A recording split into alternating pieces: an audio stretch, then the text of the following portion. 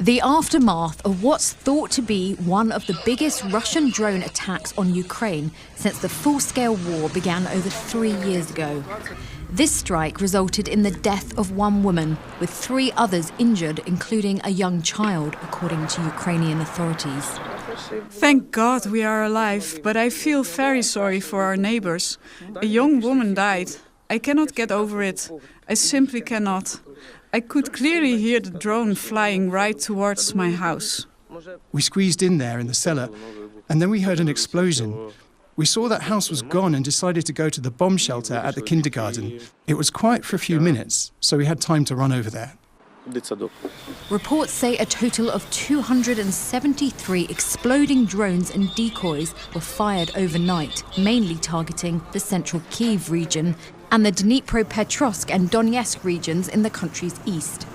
Ukraine's military said the attack was the heaviest yet since the conflict began in 2022 and comes just a few days after delegates from both countries met for direct peace talks in Istanbul. On Saturday, US President Donald Trump said he would continue to push for a ceasefire. Speaking on his Truth Social platform, he said, "I will be speaking by telephone to President Vladimir Putin of Russia on Monday at 10 a.m. The subjects of the call will be stopping the bloodbath that is killing, on average, more than 5,000 Russian and Ukrainian soldiers a week, and trade. I will then be speaking to President Zelensky of Ukraine." Russia's president has also been speaking overnight. In an interview on Russian television, Vladimir Putin said his country's resolve remains strong.